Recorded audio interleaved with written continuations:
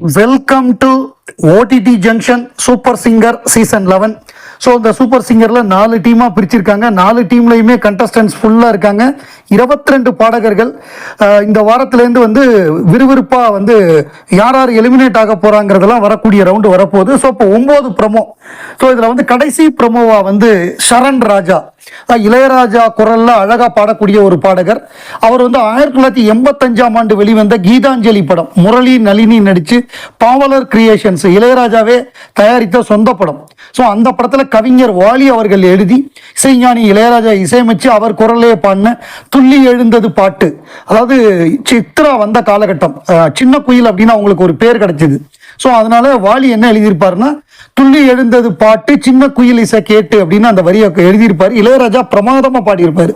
So அந்த சரண் ராஜா, அதாவது அவர் பேரு சரண், இளையராஜா பாட்டை சூப்பரா பாடினதுனால அவருக்கு சரண் ராஜா அப்படின்னு ஒரு பேர் கிடைச்சது.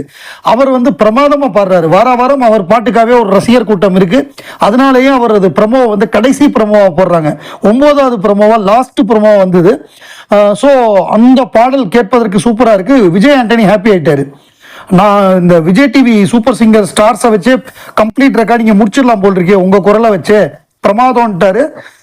இதுல என்னன்னா, இவர் ஏற்கனவே சொல்லியிருந்தார் மிஷ்கின், நான் உன்னோட சேர்ந்து ஒரு இளையராஜா பாட்டு பாட வேண்டான்னு. இந்த பாட்டை அவர் சேர்ந்து பாடினாரு. இது வந்து இளையராஜாக்கு கொடுக்கக்கூடிய ஒரு நல்ல ட்ரிபியூட்டா இருந்தது. அடுத்ததா பாம்பேல இருந்து ஆப்ரஹாம். இந்த ஆப்ரஹாமை பொறுத்தவரை அவர் இண்டிபெண்டன்ட் மியூசிஷியனா இருக்காரு. அவரே டியூன் போட்டு அவரே பாடக்கூடிய ஒரு பாடகரா இருக்காரு. பாம்பேல இருந்து வந்திருக்காரு. அவர் வந்து விஜய் ஆண்டனி அந்த நடுவர்கள் முன்னால வந்து அவர் பாடினது வந்து 8வது ப்ரமோ, ஏ சுனாமிகா அப்படிங்கிற பாட்டு. அது வந்து ஓகே கண்மணி படம், மணிரத்னம் காம்பினேஷன், மணிரத்னம், ஏஆர் ரஹ்மான், வைரமுத்து. அது வந்து ஒரு பயங்கரமான காம்பினேஷன். அவங்க வந்து தொட்டதெல்லாம் ஹிட்டு தான், ஒரு பாட்டு கூட ஃபெயிலியர் ஆனதில்லை. அந்த மாதிரி 25 வருஷமா இருக்கக்கூடிய ஒரு காம்பினேஷன்.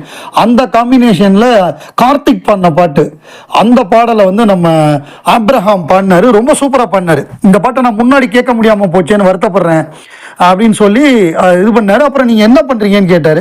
சார் நான் வந்து ஒரு இண்டிபெண்டன்ட் மியூசிஷியன், அப்ப ஏதாவது ஒரு டியூன் போடுங்கன்னாரு. உடனே ஒரு டியூன் போட்டு ஒரு குத்து சாங் ஆடினாரு. சூப்பராக இருந்தது. அப்புறம் என்னன்னா, எல்லாருமே அந்த லைட்டை ஆன் பண்ணி அவருக்கு வந்து கோல்டன் ஷவர் கொடுத்துட்டாங்க. ஸோ இது வந்து வெளியிலேருந்து ஒருத்தர் வந்து பார்த்து இவருடைய இதை அக்னாலஜ் பண்ணி உங்களுக்கு நான் ஒரு ஆடிஷன் கொடுக்குறேன் அப்படின்னு சொல்றது வந்து அது அவருக்கு ஒரு கான்ஃபிடன்ஸ் பூஸ்டராக இருக்கும். ஏன்னா விஜய் ஆண்டனி மாதிரி ஒரு மியூசிக் டைரக்டர் அவர் சொல்றாருங்கிறப்ப நம்ம திறமை மேல இன்னும் நம்பிக்கை கூடும். அந்த மாதிரி ஒரு வாய்ப்பா அமைஞ்சது ஆப்ரஹாமுக்கு. மணி சர்மா அப்படின்னு ஒரு அருமையான மியூசிக் டைரக்டர், தெலுங்கு ஃபீல்டில் இருந்தாரு. தொடர்ந்து ஹிட் சாங்ஸா கொடுத்துக்கிட்டு இருந்தாரு. ஷாஜகான் அப்படின்னு ஒரு படம் வந்தது, விஜய் நடிச்ச படம். அதுல வந்து மெல்லினமே மெல்லினமே அப்படின்னு ஒரு பாட்டு, ரொம்ப அழகான ஒரு மெலடி சாங்கு. அதை வந்து நம்ம வைரமுத்து அவர்கள் தான் எழுதியிருப்பார். பிரமாதமா எழுதியிருப்பார். வரியெல்லாம் ரொம்ப அருமையான ஒரு மெலடி சாங், ஒரு காதலை வெளிப்படுத்தக்கூடிய ஒரு அருமையான பாடல். அந்த பாட்டை வந்து விக்னேஷ் கபாலி அவர் வந்து பாடினாரு. மெல்லினமே மெல்லினமே மெல்லிய காதல் பூக்கும் அப்படின்னு சொல்லி ரொம்ப அழகா பாடினாரு. ஸோ அதை கேட்ட உடனே அனுராதா ஸ்ரீராம் என்ன சொன்னாங்கன்னா, என்னடா யாரையாவது லவ் பண்றியா, பயங்கரமா ஃபீல் பண்ற அப்படின்னு கேட்டாங்க. இல்ல இல்ல நான் பாட்டை ஃபீல் பண்ணேன் அப்படின்னாரு.